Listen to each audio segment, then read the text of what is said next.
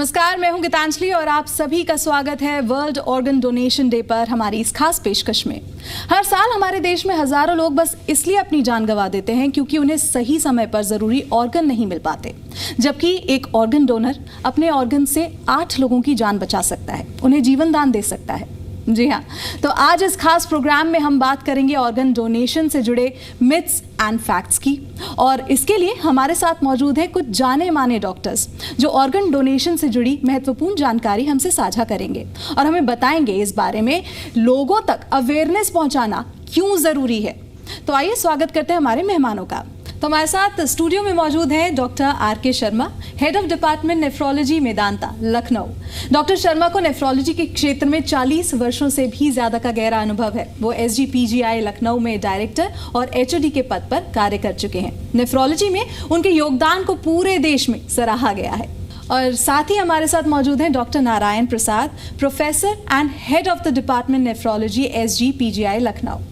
Dr. Prasad is the former secretary of Indian Society of Nephrology and Indian Society of Organ Transplantation.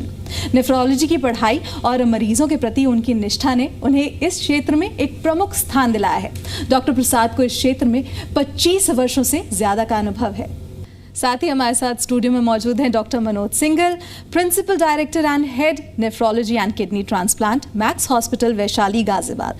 Doctor Singhal को इस क्षेत्र में 35 साल से ज्यादा हो चुके हैं। Dialysis, kidney transplantation, fluid electrolytes और क्रिटिकल केयर नेफ्रोलॉजी उनके एरिया ऑफ एक्सपर्टीज है।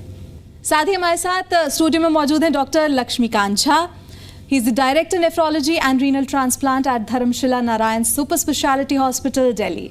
डॉक्टर झा को 25 वर्षों से ज्यादा का अनुभव है। उनकी लीडरशिप और क्लिनिकल विशेषज्ञता नेफ्रोलॉजिकल केयर को बेहतर बनाने में अहम भूमिका निभा रही है। साथ ही हमारे साथ डॉक्टर जितेंद्र कुमार भी स्टूडियो में मौजूद हैं। Is chairman renal science and transplant, साथ ही is the MD of Accord hospital Faridabad. Doctor Jitendra Kumar को नेफ्रोलॉजी और किडनी ट्रांसप्लांट सर्जरी में 25 वर्षों का अनुभव है। डॉक्टर कुमार एक कुशल चिकित्सक होने के साथ साथ एक समर्पित शिक्षक भी है और इस क्षेत्र में उनका योगदान अत्यंत सराहनीय है। तो आइए हम सभी मेहमानों का स्वागत करते हैं।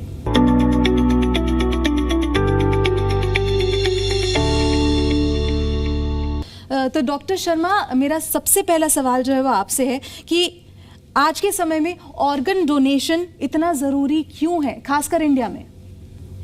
ऑर्गन डोनेशन एक बहुत महत्वपूर्ण चीज़ है उन पेशेंट्स के लिए जिनको एंड स्टेज किडनी फेलियर या जिनके गुर्दे अंतिम अवस्था तक खराब हो चुके हैं। वो इसलिए है कि इस समय हम देखें हर साल 2 से 3 लाख पेशेंट्स जो कि डायलिसिस या ट्रांसप्लांट के लिए जिनको ज़रूरत होती है, और ये कम से कम 3 से 5 साल इनका लाइफ स्पैन होता है डायलिसिस पे।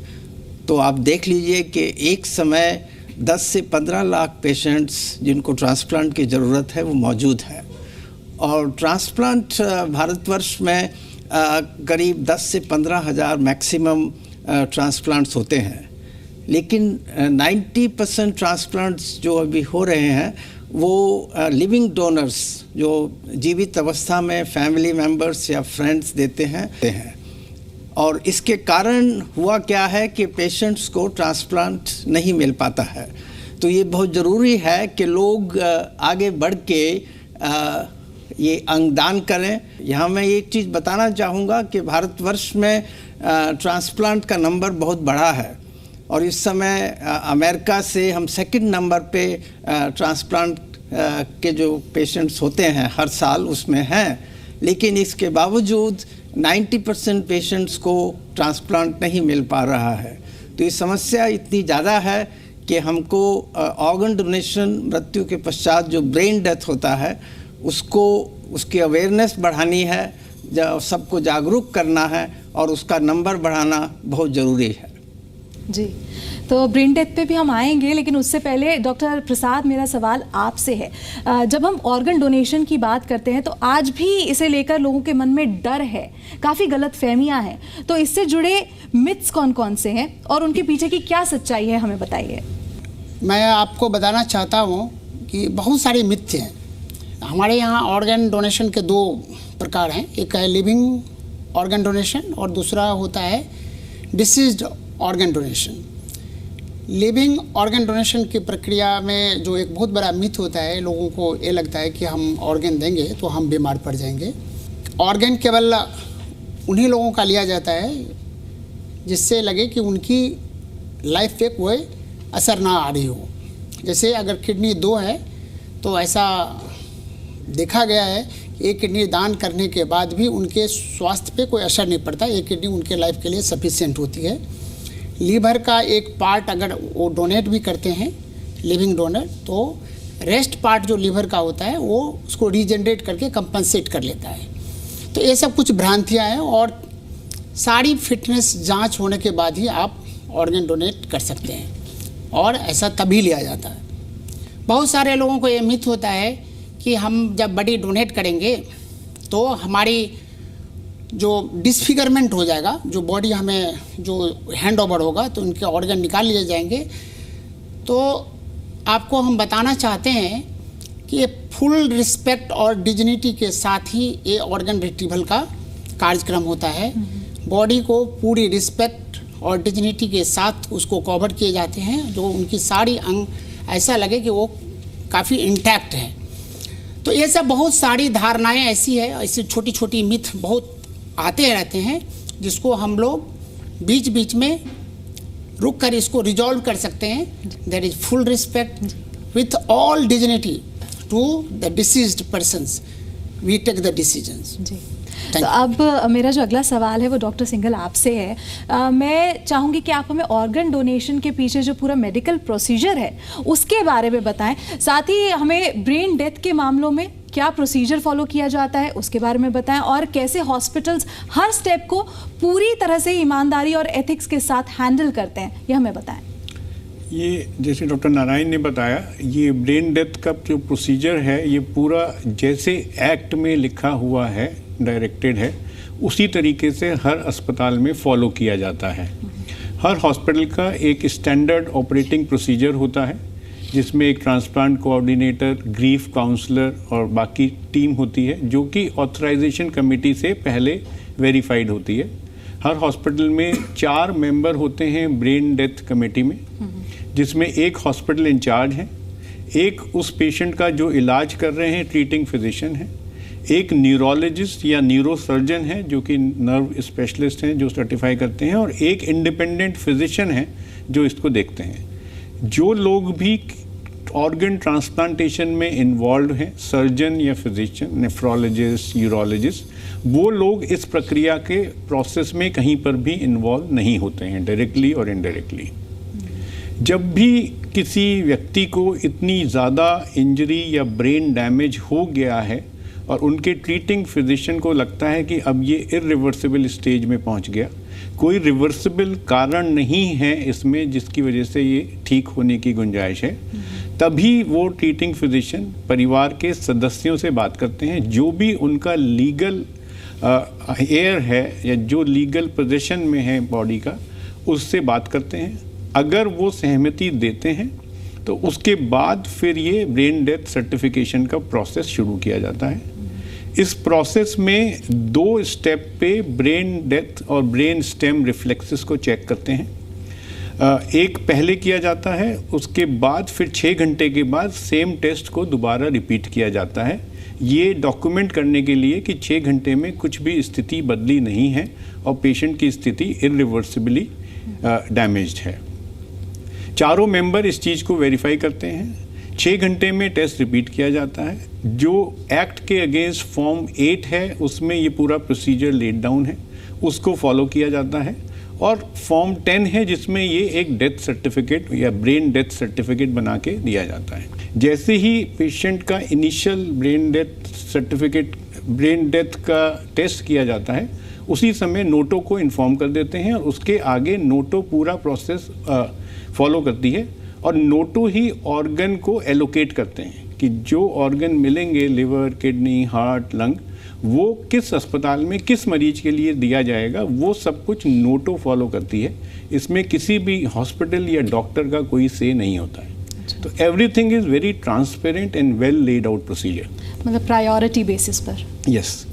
तो डॉक्टर झा, अब मेरा अगला सवाल जो है वो आपसे है। जैसा कि सर ने नोटों के बारे में अभी मेंशन किया, तो मैं आपसे जानना चाहती हूँ कि इस अवेयरनेस को फैलाने में सबसे आगे नोटो रहा है। मैं चाहूँगी कि आप हमें बताएं कि लोग अपने ऑर्गन्स डोनेट करने की शपथ कैसे ले सकते हैं और इसको सपोर्ट करने के लिए कौन कौन सी कैंपेन्स चल रही हैं। नोटो जो है वो actually national organ tissue and transplant organisation है। ये अपने अपने अलग उनके ब्रांचेस भी हैं, लाइक स्टेट का भी अलग उनकी यूनिट्स हैं एंड रीजनल भी है which is called SOTTO and other. उसके अलावा कुछ कैंपेन्स है जो वो रन कर रही हैं, और फिर आने वाले महीने में 3 अगस्त को हमारा एक ऑर्गन डे भी आने वाला, ऑर्गन डोनेशन डे।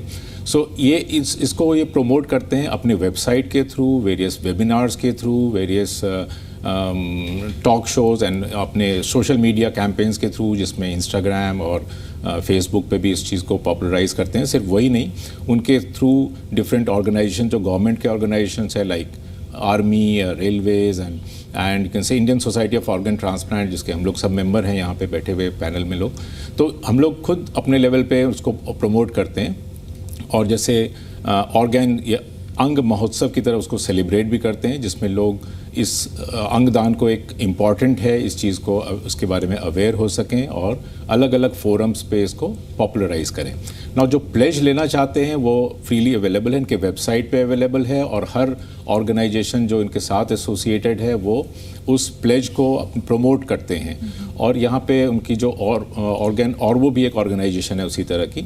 सो नोटो के वेबसाइट पे अब अगर जाते हैं, वहाँ पे बहुत सिंपल है, बस एक आधार कार्ड या एक टेलीफोन नंबर की ज़रूरत होती है, और anybody can like pledge for the organ donation after their death. तो डॉक्टर कुमार, मेरा अगला सवाल आपसे है। देखिए, ब्रेन डेथ जो है उसको लेकर लोगों के मन में बहुत सवाल रहते हैं, तो हमें बताइए कि आखिर ब्रेन डेथ क्या है और ऑर्गन डोनेशन से इसका क्या लिंक है। देखिए, बहुत पहले मृत्यु उसे बोलते थे जब हृदय गति रुक जाए, लेकिन एक कंसेप्ट ये आया कि हृदय अभी चल रहा है लेकिन ब्रेन इरिवर्सिबली डैमेज्ड है, उसके रिफ्लेक्सेस काम नहीं कर रहे हैं, वहाँ ब्लड सप्लाई नहीं हो रहा, और वो पॉइंट ऑफ नो रिटर्न है।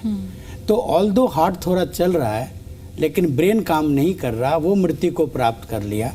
तो ये पहले लीगल नहीं था, तो एक्ट ने 94 में इस ब्रेन डेथ को लीगलाइज कर लिया। तो मेडिकली तो वो % मृत है ही, वो लीगली भी मृत माना जाने लगा ये ऑर्गन ट्रांसप्लांट एक्ट आने के बाद। और इससे फ़ायदा क्या हुआ कि ये जो ब्रीफ पीरियड है, जब ब्रेन डेड हो जाए और हार्ट अभी भी चल रहा है, भले ही वो टेक्नोलॉजी के सहारे चल रहा हो, वेंटिलेटर के सहारे चल रहा हो, तो इस पीरियड में उसके अंग जिंदा रहते हैं। तो अगर वो प्लेज कर दे वैसे जैसे हमारे को पैनलिस्ट ने बताया, तो वो पीरियड एक मौका है कि उस ऑर्गन को रिट्रीव करें, इसके प्रोसेस लेट डाउन है, और उस ऑर्गन को एक ब्रेन डेड आदमी तकरीबन 8 जाने बचा सकता है। उसकी किडनी, उसके हार्ट, उसके लंग्स, इंटेस्टाइन किसी के काम आ सकते हैं। लेकिन अब क्या है कि ये मेडिकली तो डेथ एक्सेप्टेबल था, ब्रेन डेथ लीगली एक्सेप्ट हो गया भारत में। ये एथिकली लोग अभी इसको बर्दाश्त नहीं कर पाते कि अगर हार्ट चल रहा है तो वो मृत है कि नहीं। ये भी एक्सेप्टेंस अगर आ जाए तो शायद इसमें ऑर्गन डोनेशन की भावना लोगों में और प्रबल हो जाए। तो डॉक्टर शर्मा, अब मैं आपके पास वापस आऊँगी। मैं आपसे ये जानना चाहती हूँ कि एक कॉमन मिथ है कि अगर कोई इंसान अपना ऑर्गन डोनेशन के लिए हामी भर देता है तो उसके बाद जो डॉक्टर्स हैं उसको बचाने की 100% कोशिश नहीं करते। इसमें मैं 2 चीज़ का जिक्र करूँगा। जब तक ब्रेन डेथ नहीं होती है तब तक किसी भी पर्सन जो कि वेंटिलेटर पे है या आईसीयू में है, उससे ये रिक्वेस्ट की ही नहीं जा सकती कि आप अपना ऑर्गन दीजिए। वो उसी के बाद रिक्वेस्ट का प्रोसेस शुरू होता है, जैसा हमने जिक्र किया, जबकि ब्रेन डेथ सर्टिफाई हो जाती है।